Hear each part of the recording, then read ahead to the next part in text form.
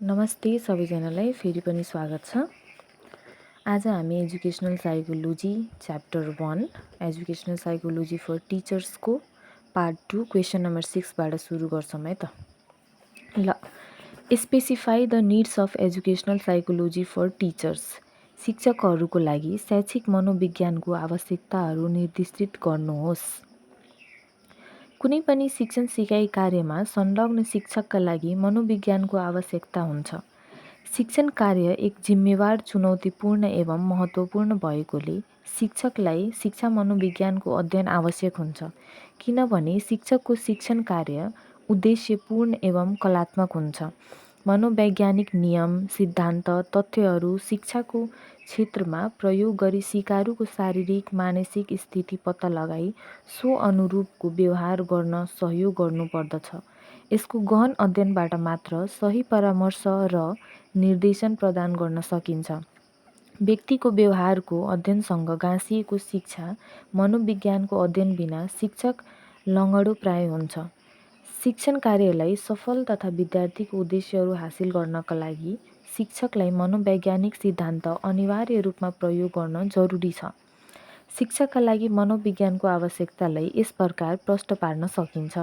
शैक्षिक समस्याहरू बुझी समस्याको समाधान गर्ने, व्यक्तिगत भिन्नता बुझी सो अनुरूपको व्यवहार गर्ने, व्यक्तिलाई सामाजिक समायोजनमा सघाउ पुर्याउने, सिकारुको व्यवहार वृद्धि र विकासको अवस्था थाहा पाई प्रभावकारी शिक्षण सिकाइ कार्यक्रम सञ्चालन गर्ने, शिक्षा तथा शिक्षण सिकाइ कार्यमा वैज्ञानिक प्रवृत्ति आर्जन गर्ने, व्यक्ति शिक्षा प्रदान गर्न सघाउ पुर्याउने, विषयवस्तुको छनौट गर्न उपयुक्त शैक्षिक सामग्रीको छनौट र प्रयोग गर्ने, उपयुक्त शिक्षण विधि र मूल्याङ्कन प्रणालीको छनौट र प्रयोग गर्ने, सिकाइको नियम, सिद्धान्त, शिक्षण सूत्रको ज्ञान र प्रयोग गर्ने, शैक्षिक प्रणालीलाई जीवन्त बनाई गतिशीलता प्रदान गर्ने।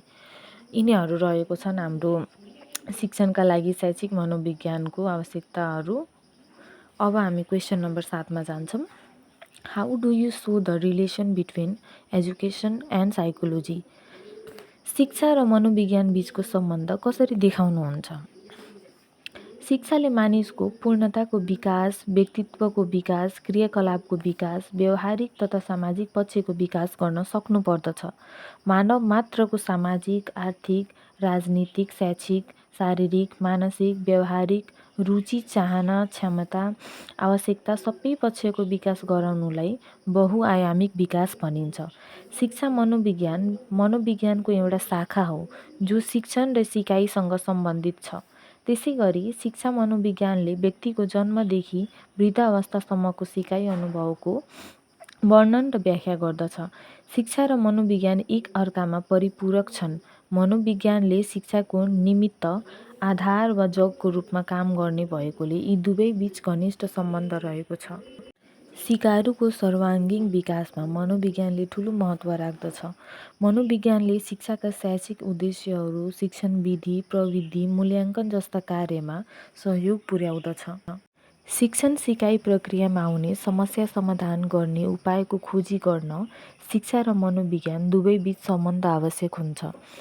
शिक्षा र मनोविज्ञान बीचको सम्बन्धलाई यस प्रकार देखाउन सकिन्छ। 1. शिक्षाको आधार मनोविज्ञान हो भने मनोविज्ञानको व्यवहारिक आधार शिक्षा हो। 2. शिक्षा नभई मनोविज्ञान र मनोविज्ञान नभई शिक्षा अघि बढ्न नसक्ने हुँदा यी दुवै एक अर्काको परिपूरक हुन्। 3. मनोविज्ञानले सिकारुका सिद्धान्तहरूको निर्माण गर्दछ। 4. मनोविज्ञानले शिक्षकलाई शिक्षण विधि जानकारी गर्दछ। निष्कर्षमा, शिक्षा मनोविज्ञानलाई शिक्षा क्षेत्रको व्यवहारिक अध्ययन गर्ने एउटा मनोविज्ञान भएकोमा मनोवैज्ञानिकहरूले स्वीकार गरेको पाइन्छ। यसले शिक्षा र शिक्षा क्षेत्रसँग सम्बन्धित व्यक्तिको अध्ययन गर्ने अवधारणा स्किनरले राखेका छन्। त्यसरी नै शैक्षिक प्रतिक्रियाको व्याख्या, विश्लेषण र सुधारमा शिक्षा मनोविज्ञानको आवश्यकता भएको राय कोलेसिक र वाल्टरले दिएका छन्। अब क्वेसन नम्बर 8.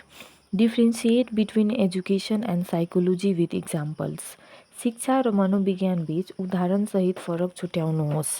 उत्तर: मानिस कुखुरोबाट चित्तासम्म हरेक वस्तु, व्यक्ति, घटना, सङ्घ, संस्था आदिको सम्पर्कमा रहन्छ। ती प्रत्येक क्षणहरूमा उसले नयाँ नयाँ अनुभवहरू लिएर व्यवहार परिवर्तन गरिरहेको हुन्छ। यो प्रक्रिया नै शिक्षा हो। यस क्रममा सिकाइका मनोवैज्ञानिक तथ्यहरूले ठूला प्रभाव पारिरहेको हुन्छ। आधुनिक दृष्टिकोण अनुसार शिक्षाको केन्द्रबिन्दु सिकारु हो। उसको अभिरुचि, मनोविज्ञान, शारीरिक तथा मानसिक योग्यता र क्षमता अनुसार शिक्षा दिनुपर्दछ। मनोविज्ञानको जानकारी बिना प्रभावकारी शिक्षा प्राप्त हुँदैन र उसको सर्वाङ्गीण विकासमा बाधा पुग्दछ। यसरी शिक्षा हासिल गर्नु विकासको स्वाभाविक प्रक्रिया हो। शिक्षाले व्यक्तिका जन्मजात गुण र क्षमतालाई मानवीय गुणमा परिवर्तन गर्ने तथा विकास र विस्तार गर्ने भएकोले शिक्षा र मनोविज्ञानबीच घनिष्ठ सम्बन्ध हुन्छ। तसर्थ शिक्षा र मनोविज्ञान बीचको फरकलाई यस प्रकार देखाउन सकिन्छ।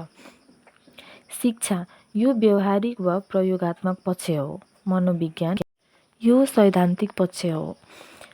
शिक्षा यसले व्यवहार परिमार्जनका लागि तथ्याङ्कहरूलाई प्रयोग गर्दछ। मनोविज्ञान यसले शिक्षाको लागि आवश्यक तथ्याङ्कहरू प्रदान गर्दछ। शिक्षा यसले मानव विकासका आदर्शहरू निर्धारण गर्दछ। मनोविज्ञान यसले शिक्षाले निर्धारण गरेका उद्देश्यहरू प्राप्त गर्ने पद्धतिको वर्णन गर्दछ। शिक्षा यसले मनोविज्ञानका सिद्धान्तहरू परीक्षण गर्ने विविध प्रयोग गरी प्रयोगशालाको रूपमा काम गर्दछ। मनोविज्ञान यसले सिकाइका सिद्धान्तहरू विकास गर्दछ। शिक्षा यसले नियम पद्धतिहरूलाई शैक्षिक वातावरणमा प्रयोगको अभ्यास गर्दछ। मनोविज्ञान यसले व्यक्तिको व्यवहार सुधारको नियम पद्धतिहरू सुझाव गर्दछ। शिक्षा यसले व्यवहार अभ्यासका लागि उपयुक्त वातावरणको प्रबन्ध गर्ने प्रयास गर्दछ। मनोविज्ञान यसले कुनै खास परिस्थितिमा हुने व्यक्ति, समूह र समाजका व्यवहारहरूको पूर्वकथन गर्दछ। Question number 9, present the contribution of psychology to practice of education. शिक्षाको अभ्यासको लागि मनोविज्ञानको योगदान प्रस्तुत गर्नुहोस्। मनोविज्ञानले शैक्षिक क्रियाकलाप सञ्चालन गर्ने कार्यमा समेत सघाउ पुग्दछ। शिक्षाको अभ्यासमा मनोविज्ञानको योगदानलाई निम्नानुसार उल्लेख गर्न सकिन्छ। 1 नम्बरमा अनुशासन कायम गर्न सघाउ पुर्याउनु, हेल्पिङ इन मेन्टेनिङ डिसिप्लिन। विभिन्न सांस्कृतिक पृष्ठभूमि भएका विद्यार्थीका आवश्यकता, चाहना, प्रवृत्ति, योग्यता, आकाङ्क्षा आदि सबै बुझेर शिक्षकलाई कक्षा कोठामा अनुशासन कायम गराउन शिक्षा मनोविज्ञानले सघाउ पुर्याउँदछ। यसका साथै शिक्षक र अभिभावकलाई अनुशासनहीनताको कारण पत्ता लगाई मनोवैज्ञानिक तवरमा त्यसलाई निदान गरी अनुशासन कायम राख्न शिक्षा मनोविज्ञानले योगदान गरेको हुन्छ। 2मा सिकाइलाई प्रभावकारी एवं अर्थपूर्ण बनाउन, making learning more effective and meaningful. घोकन्ती सिकाइलाई परम्परागत शिक्षण कार्यमा बढी जोड दिएको विभिन्न अध्ययन तथा अनुसन्धान प्रतिवेदनहरूले देखाइरहेका छन्। यस्ता सिकाइलाई वातावरणमा ल्याउन र दिगो गराउन मुस्किल हुन्छ। त्यसैले सिकाइलाई अर्थपूर्ण बनाउन श्रव्य दृश्य सामग्रीको प्रयोग, use of audio visual aids प्रभावकारी हुने कुरा मनोविज्ञानको अध्ययनहरूबाट पुष्टि भएको छन्। यसबाट साना साना बालबालिका का सिकाइमा दीर्घकालीन प्रभाव पार्दछ। विद्यार्थीलाई व्याख्यान विधिबाट मात्र विषयवस्तु स्पष्ट पार्न नसकिने हुँदा विषयवस्तुलाई स्पष्ट पार्न श्रव्य दृश्य सामग्रीको सघाउ पुर्याउँदछ। शिक्षा मनोविज्ञानले यस्ता साधन, छनौट र प्रयोग गर्ने तरिकाको जोड दिँदै शिक्षकलाई सिकाइ प्रभावकारी एवं अर्थपूर्ण बनाउन उत्प्रेरित गर्दछ। 3 नम्बरमा प्रजातान्त्रिक शैक्षिक प्रशासन सञ्चालन गर्न, to operate democratic administration in education. आपसी सहयोग, सम्मान, अरूको विचार र व्यवहारलाई कदर गर्ने, आफ्नो विचार पनि निर्धक्कसँग प्रस्तुत गर्ने सामञ्जस्यता कायम गरी सामूहिक कार्य र निर्णयलाई महत्त्व दिने आदि प्रजातन्त्रका मूलभूत मान्यताभित्र पर्दछ। यी मूलभूत मान्यता अनुसार सञ्चालन हुने विद्यालय प्रशासनलाई प्रजातान्त्रिक शैक्षिक प्रशासन मानिन्छ। शिक्षा मनोविज्ञानले शिक्षक, विद्यार्थी, अभिभावक, शैक्षिक प्रशासन र सुपरिवेक्षकलाई यी मूलभूत मान्यताहरूको ज्ञान गराई उनीहरूले कार्यक्षेत्रमा यी गुणहरू उपयोग गर्न सहयोग पुर्याउँदछ। 4 नम्बरमा विद्यालयको समय तालिकाको व्यवस्थापन गर्न to manage the school time table. विषयवस्तुको कठिनाइ, विद्यार्थीमा आउन सक्ने थकान अर्थात् विद्यार्थीले थकाइ र अल्छी लाग्ने समयमा गणित, विज्ञान जस्ता कठिन विषयहरू समय तालिकामा समावेश नगरी उनीहरूको जागर चल्ने समयमा यी विषयहरू समय तालिकामा समावेश गरी शिक्षण कार्य सञ्चालन गरेमा शिक्षण अर्थपूर्ण र फलदायी हुन्छ। विद्यार्थीको रुचि एवं जागर हेरी यी विषयवस्तुहरूलाई विद्यालयको समय तालिकामा व्यवस्थापन अथवा व्यवस्था गर्न पनि शिक्षा मनोविज्ञानले सिकाउँछ। 5 नम्बरमा सहक्रियाकलापको प्रयोग गर्न युज अफ को करिकुलर एक्टिभिटिज। बालबालिकाको व्यक्तित्वको सन्तुलित विकासका लागि पुस्तकीय ज्ञान बुकिस नलेजले मात्र पर्याप्त हुँदैन भन्ने विभिन्न अध्ययन तथा प्रतिवेदनहरूले प्रमाणित गरेका छन्। त्यसका लागि विद्यार्थीहरूलाई खेल, वाद विवाद, हाजिरी जवाफ, वक्तृत्व कला, नृत्य, गायन, चित्रकला जस्ता अतिरिक्त क्रियाकलापहरूमा सक्रिय गराउन अपरिहार्य हुन्छ। यी सहक्रियाकलाप सञ्चालन गर्न पनि शिक्षा मनोविज्ञानले निर्देशन गर्दछ।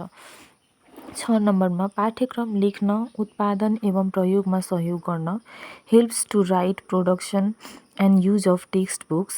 बालबालिकाको आवश्यकता, रुचि, क्षमता एवं तह अनुसार पाठ्य पुस्तक र शैक्षणिक सामग्रीको उत्पादन र प्रयोग गर्दा शिक्षण सिकाइमा सकारात्मक प्रभाव पर्ने हुँदा यी कुराहरूमा समेत शिक्षा मनोविज्ञानले सघाउ पुर्याउँदछ। यस सन्दर्भमा प्रसिद्ध शिक्षाशास्त्री डाक्टर मारिया मोन्टेसरी आफ्नो अभिमत यसरी प्रकट गर्छिन्। एउटा शिक्षकले जति बढी प्रयोगात्मक मनोविज्ञान जान्दछ त्यति नै बढी मात्रामा कसरी विद्यार्थीले सिकाउने भन्ने तरिका उसले जान्दछ। The more teacher knows the experimental psychology the more he or she knows how to teach. समग्रमा शिक्षा मनोविज्ञानले शिक्षाको सिद्धान्तमा पुर्याउने योगदान, सिकारुको विकासात्मक विशेषता बुझ्न, व्यक्तिक भिन्नता बुझ्न, प्रभावकारी शिक्षण विधि पहिचान गर्न, सिकारुका समस्या बुझ्न लगायत अनुशासन कायम गर्न, प्रजातान्त्रिक शैक्षिक प्रशासन सञ्चालन गर्न, विद्यालयको समय तालिकाको व्यवस्था गर्न, पाठ्य पुस्तक लेख्न, उत्पादन एवं प्रयोगमा समेत योगदान पुर्याउने भएकोले एक सफल शिक्षक बन्नका लागि शिक्षा मनोविज्ञानको अध्ययन गर्नु अति आवश्यक छ। शिक्षा मनोविज्ञानले शिक्षामा पुर्याउने धेरैजसो योगदानको प्रत्यक्ष सम्बन्ध शिक्षकसँग रहन्छ। त्यसैले एउटा सफल शिक्षकले मनोविज्ञानका सैद्धान्तिक पक्षहरूको साथसाथै यसका व्यवहारिक पक्षलाई समेत गहनतम रूपमा अध्ययन गरेर शिक्षण सिकाइ क्रियाकलापमा प्रयोग गरी आफ्नो शिक्षणलाई प्रभावकारी, अर्थपूर्ण, व्यवहारिक र फलदायी बनाउन सकिने कुरामा दुईमत हुँदैन। अब 10 number the more teacher knows the educational psychology the more he knows how to teach. Discuss. कसरी पढाउने भन्ने कुरामा जति धेरै शिक्षक शैक्षिक मनोविज्ञान जान्दछ त्यति नै उनीहरू जान्दछन्। छलफल गर्नुहोस्। सिकारुको रुचि तथा चाहना अनुसार व्यक्तिक भिन्नताहरूलाई पहिचान गरी शिक्षण सिकाइ क्रियाकलापलाई प्रभावकारी बनाउन शिक्षकले उनीहरूको मनोविज्ञानलाई सूक्ष्म रूपबाट जानकारी लिन आवश्यक हुन्छ। जसरी एउटा नदीको बाँध या पुल बनाउन एउटा कालीगढ वा मिस्त्रीलाई त्यस सम्बन्धी प्राविधिक तथा व्यवहारिक ज्ञानको आवश्यकता पर्दछ, त्यसरी नै शिक्षकलाई पनि शिक्षण सिकाइ क्रियाकलाप व्यवस्थित तथा प्रभावकारी बनाउन शिक्षा मनोविज्ञानको आवश्यकता पर्दछ। सिकारुको व्यवहारिक पक्षलाई राम्ररी अध्ययन गरेर व्यक्तिक भिन्नता र त्यसमा पार्ने प्रभावलाई ध्यान दिएर उपयुक्त खालको शिक्षण विधि वा प्रक्रियाको छनौट गर्न मनोविज्ञानले उल्लेखनीय सहयोग पुर्याउँछ। त्यसैलाई ध्यान दिएर दार्शनिक रसेलले विद्यार्थीको समग्र पक्षका बारेमा शिक्षकले थाहा पाउनु पर्ने बताएका छन्। उनकै शब्दमा भन्दा विद्यार्थी एउटा पुस्तक हो जसको पन्ना-पन्नाको बारेमा शिक्षकलाई जानकारी हुनुपर्दछ। The child is a book which teacher has to learn from page to page. शिक्षकले विद्यार्थीको व्यक्तिगत भिन्नतालाई ध्यान दिएर उनीहरूको रुचि, जन्मजात तथा आर्जित ज्ञान, उसको तत्परता, चेतन, अचेतन र अर्धचेतन व्यवहारसँगै शारीरिक र मानसिक अवस्था र समायोजित हुन नसक्ने क्षमता आदिलाई शिक्षकले थाहा पाउन जरुरी हुन्छ। शिक्षण प्रक्रिया सञ्चालन गर्न सिकाइमा प्रभाव पार्ने तत्त्वको जानकारी लिन साथै विद्यार्थीको व्यवहार र क्रियाकलापको आधारमा मार्गदर्शन तथा परामर्श दिन र अपवादमा रहेको वा पिछडिएका बालबालिकालाई विशेष शिक्षा प्रदान गर्न र जीवन निर्वाह गर्न सहायता पुर्याउन समेत यसले शिक्षकलाई सहयोग पुर्याउँछ। शिक्षकलाई शिक्षा मनोविज्ञानको आवश्यकता निम्नअनुसार पर्दछ। क नम्बरमा शिक्षण सिकाइ अवस्थाबारे अध्ययन गर्न, to study teaching and learning situation. यस अन्तर्गत निम्नलिखित तत्त्वहरू पर्दछन्। 1. व्यक्तिगत भिन्नता, इन्डिभिजुअल डिफरेन्स। 2. कक्षा कोठाको सिकाइ प्रक्रिया, teaching learning process of classroom. 3. शिक्षणको प्रभावकारी विधि, इफेक्टिभ मेथड अफ टिचिङ। 4. पाठ्यक्रम विकास, करिकुलम डेभलपमेन्ट। 5. विद्यार्थीको मानसिक स्वास्थ्य, मेन्टल हेल्थ अफ स्टुडेन्ट्स आदि। अब खमा शिक्षण सिकाइ सिद्धान्तको प्रयोग, application of teaching learning principle. यस अन्तर्गत निम्न तत्त्वहरू पर्दछन्। 1. शिक्षाको उद्देश्य, अब्जेक्टिभ अफ एजुकेसन। 2. शिक्षणमा श्रव्य दृश्य सामग्रीको प्रयोग, use of audio visual aids in teaching. 3. सह सिकाइ क्रियाकलाप, को करिकुलर एक्टिभिटिज। 4. समय तालिका अनुसारको प्रस्तुतीकरण, प्रेजेन्टेसन अफ टाइम टेबल। 5. प्रजातान्त्रिक प्रशासन, डेमोक्रेटिक एडमिनिस्ट्रेसन आदि। यसका अतिरिक्त विद्यार्थीले सहयोगात्मक सम्बन्धको विकास गर्न, शैक्षिक क्रियाकलापमा उत्साहित तथा उत्प्रेरित बनाउन, सामाजिक सिप तथा आचरणको विकास गर्न र व्यवहारमा कुनै समस्या भएका बालबालिकालाई उपयुक्त खालको हस्तक्षेपकारी व्यवहार गर्न समेत शिक्षकलाई शिक्षा मनोविज्ञानको आवश्यकता पर्दछ। यी भयो हाम्रो च्याप्टर 1 को एन्ड। अब हामी च्याप्टर 2 अर्को दिन पढ्छौँ है त।